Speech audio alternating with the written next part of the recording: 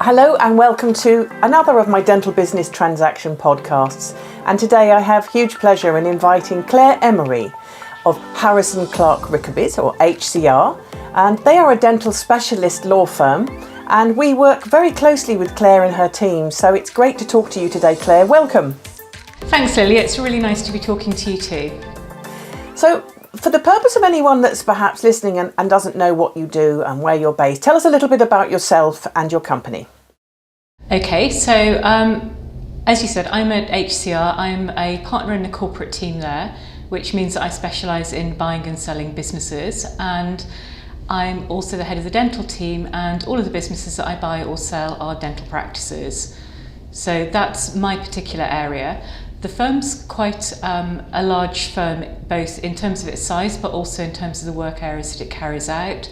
And so that means that across our 9, soon to be 11 offices, we have specialists in all sorts of areas that can support our dental clients as part of the transaction process. Well, I mean, I can vouch for the fact that you have a great team and you're well spread, because obviously there's so many facets to a dental practice transaction, and that's one of the things that we benefit from, your expertise. And obviously, you know, we're very proud and pleased to have you on our panel of recommended dental experts. So obviously we do a lot of transactions with you, and we sometimes think we've seen it all and heard it all, and of course life's not like that. Something always comes up to surprise us, and there's lots of challenges. But the great thing about you and your team at HCR is you have such a vast wealth of experience in navigating the many issues that can arise in the purchase or sale of a dental transaction, and so it's always great to work with you all. Before we go more into the challenges, etc., of what you do and what we both face in our working life, I have read a press release recently that you're merging with Hewittsons. What can you tell me about that?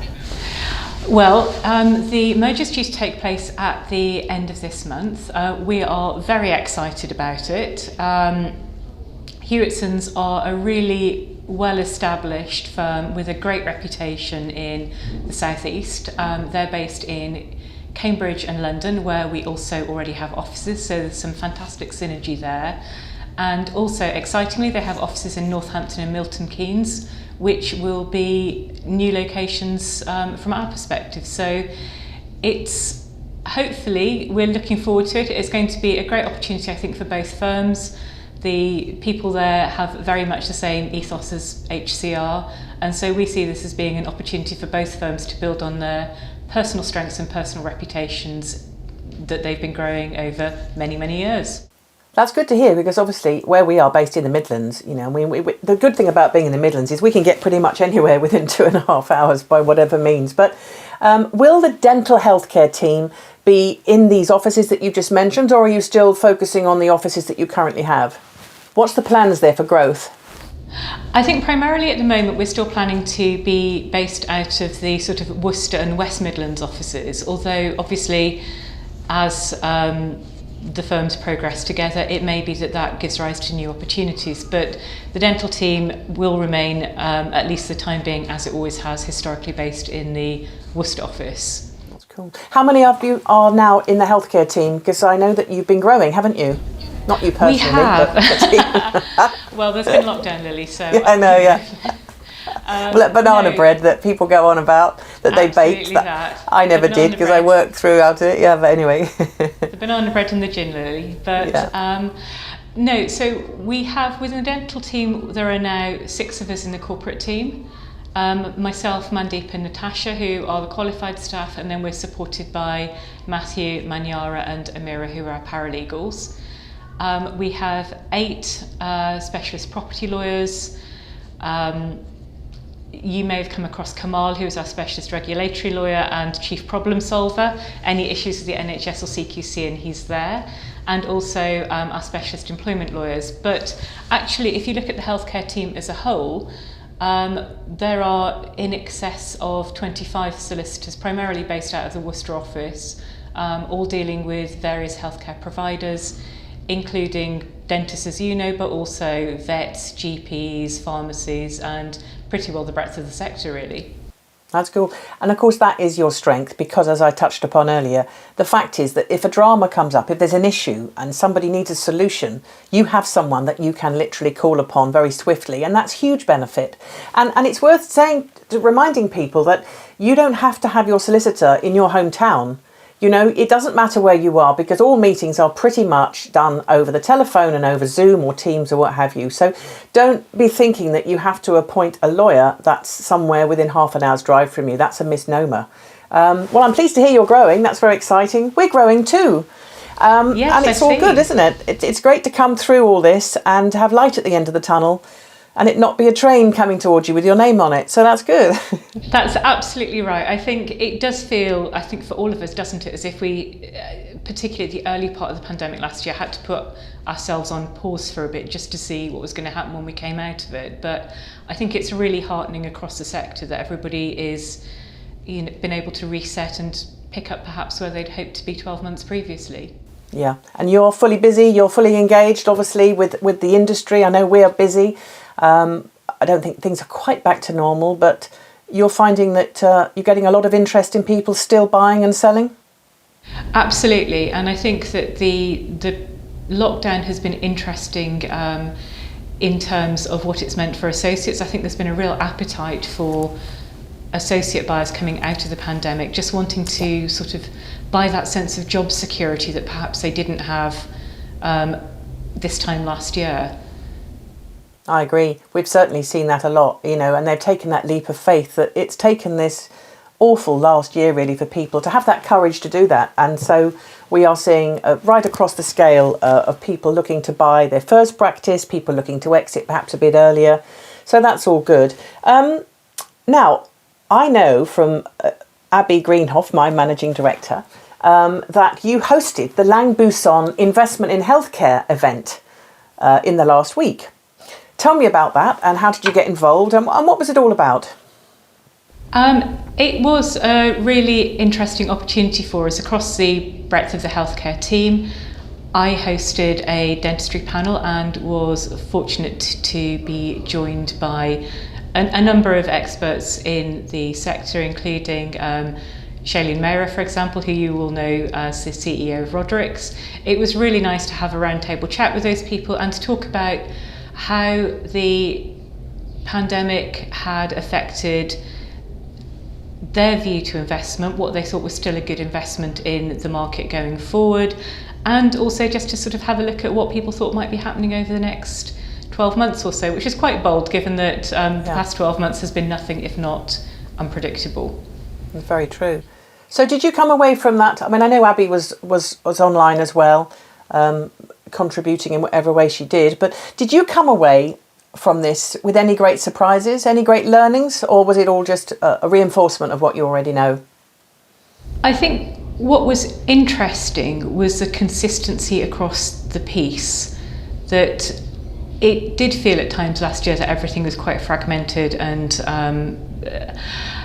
perhaps sort of quite difficult to see how things were going to go forward, but talking to the people that were on the panel and, you know, other people that were contributing, it seems very much that actually confidence is good. The EBITDA levels for practices that are looking to sell and where people are looking to buy, if it's a good practice in a good area with a good patient base, that is still holding very strong. And it feels as if everybody still feels very positive and very optimistic about the future of the dental sector, both from the point of view of investors who are looking to sort of buy and build groups, but also for those people who are working within it, looking to buy their first practice. There does seem to be a real sort of sense of confidence across the piece at the moment. Now that's good. It's good to hear that from you. We are definitely seeing that as well, obviously. Our sister company, Lilyhead Finance, we have never been busier with people reaching out for advice, for getting funding, starting the journey. Some people are just very much just doing their reconnaissance. But I think that I'm so relieved, obviously, that the industry has bounced back. And in fact, many practices are doing better than they ever did before. The sustainability of that one, that's a long word to say, and get your teeth. The sustainability of that one, obviously time will tell whether it's just a bit of a peak in returning to work. But so far, the signs are that that it's looking very strong for the industry as a whole. So that's good news. I think as with everything, once you can't have something, once you can't go to the dentist, people suddenly absolutely find the value in it. And of course, much as we're doing now, we're all spending a lot of time on screen looking at ourselves in a way that we didn't before, and checking out looking at our teeth. Yeah, and I'm looking at my teeth now thinking, maybe I could do a little bit of orthodontic work, a bit of cosmetic work. Yeah. But we don't normally see ourselves when we're speaking, do we? So no, you're right. It's more of an awareness, isn't it? Absolutely. That's good. Now, let's talk about the challenges, because obviously you know more than anybody the challenges we face in our working life here as brokers, navigating the sale through to completion. Not only the normal delays and the issues, but also the unforeseen things. So we'll talk about what are the biggest challenges, Claire, that you face. So give us the top 3, perhaps, of the biggest challenges that you face on a sort of weekly basis with your team in a sale transaction. I think the biggest challenges that there have been perhaps over, let's say, the last 6 months or so, because they always change, as you know, Lily. What today's challenges will not be tomorrow's challenges and vice versa. I think third-party landlords are a perennial challenge. Not for any reason other than they have less interest in your practice sale going through than you do as a seller, or the buyer does, or your solicitors or brokers, because after all they're doing usually is swapping one tenant that they know already for a new one that they don't know. So it's not that they are looking to be particularly difficult, but encouraging them to do things within the time frame that you're looking for can be difficult. The CQC have been very unpredictable this year. Again, you will know this through your transaction teams, but there have been periods of time when it's felt as though the CQC are on a go slow because they are prioritising COVID applications. For example, when the vaccination centres were getting up and running at the start of this year, it felt as if things were somewhat on hold. We do know that they've now put more resource into that now, and so some of the applications are going through incredibly quickly, but I suppose that lack of predictability as to how long the CQC will take is a challenge.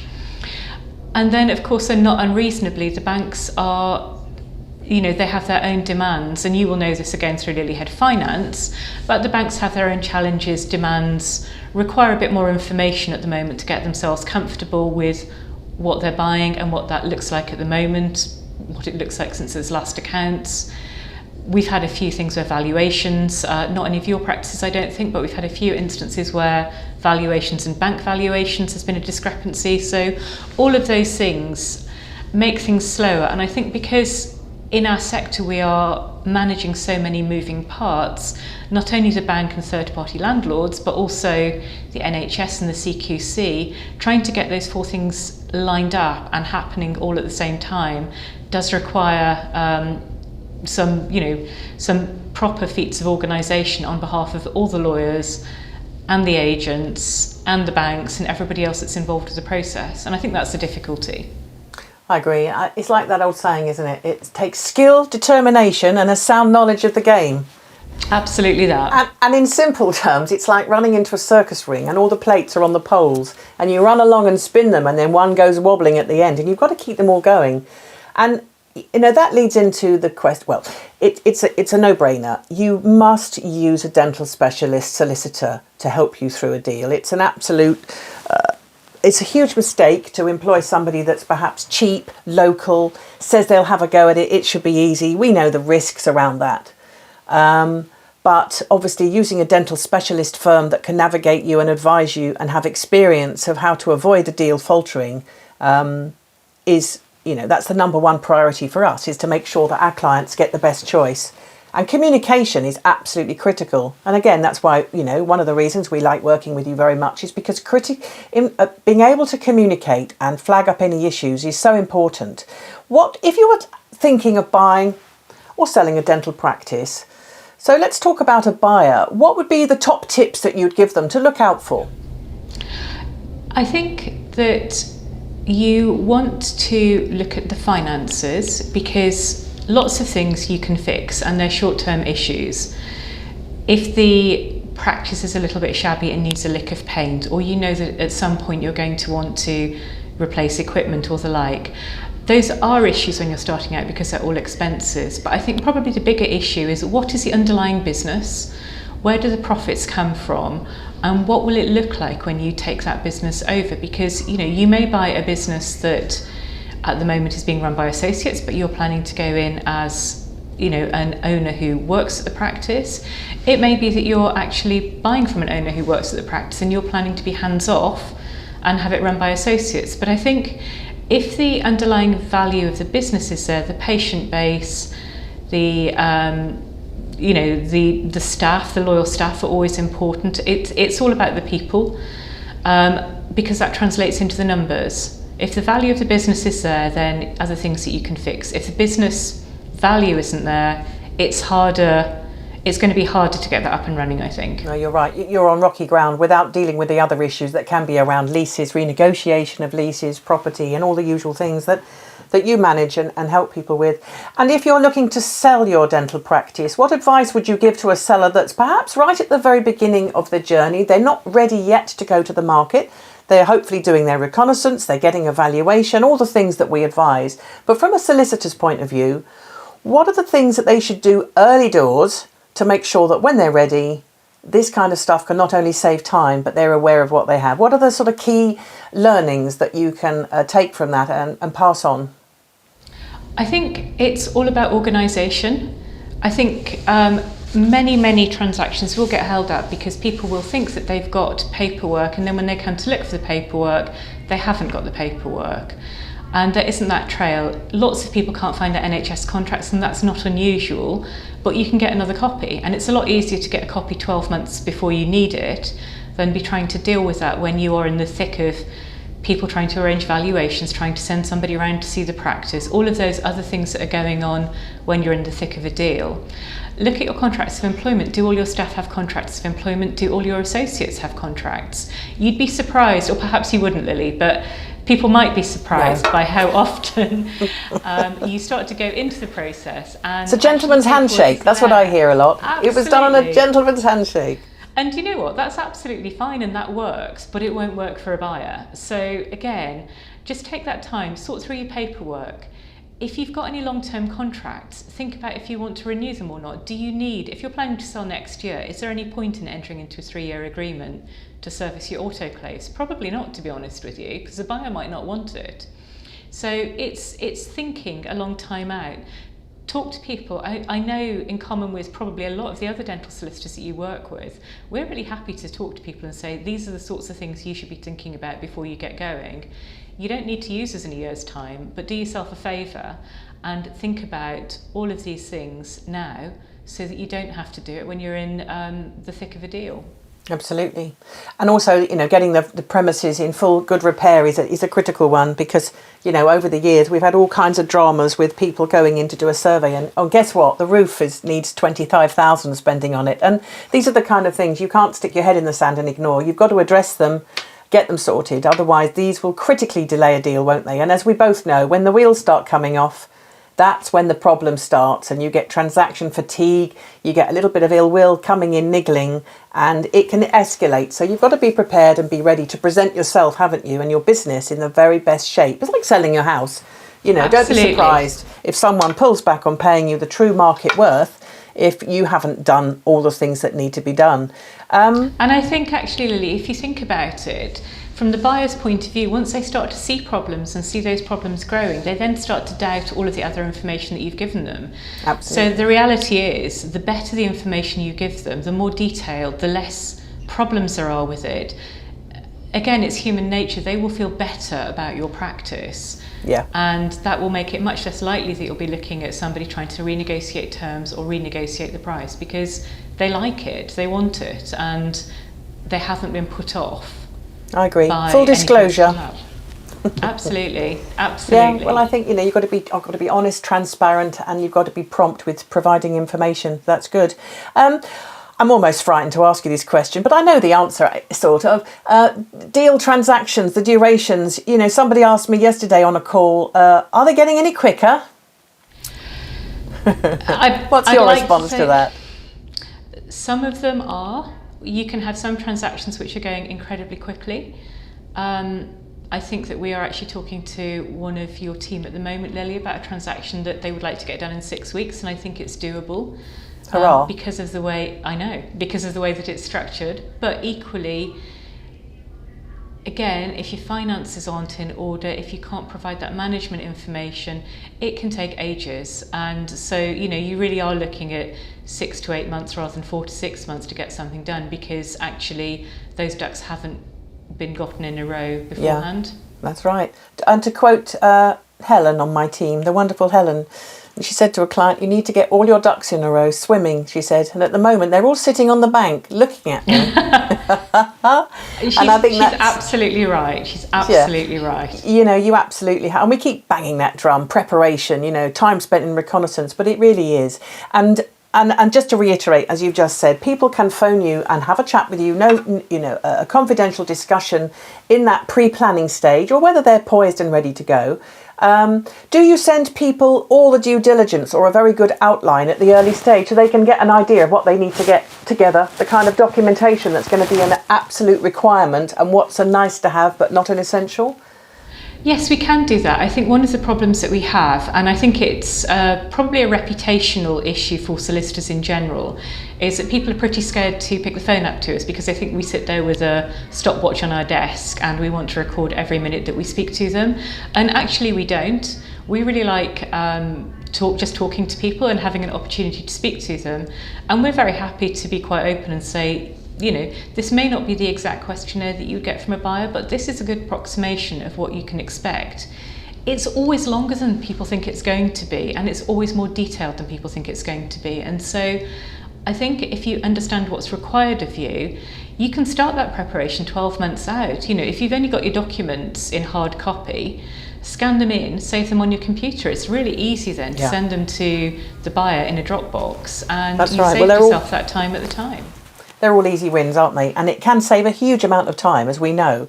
It can be the difference between a deal concluding in 5 months as opposed to 8 months, because all you need is some holidays to be factored in and some inevitable delays with funding, CQC, what have you. And suddenly a deal that should have completed in, say, 6 months timeline, we're still all talking to each other 9-10 months down the line. And drip feeding information as well. We know that's an absolute no-no, isn't it, in our world? You need to get that information ready and get that across to you so you can get on with your job. Absolutely. And you're right about deal fatigue. It's a bit like a long engagement, there's something to be said for that sort of like whirlwind of getting your memorandum of sale signed up, which I always compare to putting a ring on the finger. But equally, if the deal takes so long, you'll be arguing metaphorically about who's putting the bins out by the time you actually get married and completed. Very true. So. No, it's very true. Well, look, Claire, that's really, really interesting. How can people get hold of you if they want to reach out to you? What is the best way for people to talk to you? The easiest way to find me, if you have a look at Google, stick my name into Google onto HCR, you can come onto my landing page, which has got the means of contacting me by email or mobile phone. I'm also on LinkedIn, so again, you can find me on LinkedIn, although I do need to update my photograph because I had brown hair when I put the photograph on LinkedIn and now I'm blonde. But you can find me that way as well. Claire, it's as always an absolute pleasure to talk to you. I can't wait to meet you in person. Hopefully in the autumn that will become possible with various commitments on both sides. I do hope so, Lily. And I wish you a good rest of the week, and I look forward to catching up with you again, perhaps later on in the autumn, and we can see how the market is and generally how things are going with the merger with Hewittsons. I wish you all the very best of luck with the team. I think it's a fantastic thing to be announcing, and onwards and upwards, as they say. Yeah, it's very exciting times, both for the dental team and also for HCR more widely, so thank you. That's a pleasure. Lovely to talk to you. Thanks, Claire. Thanks, Lily. Cheers then. Bye-bye.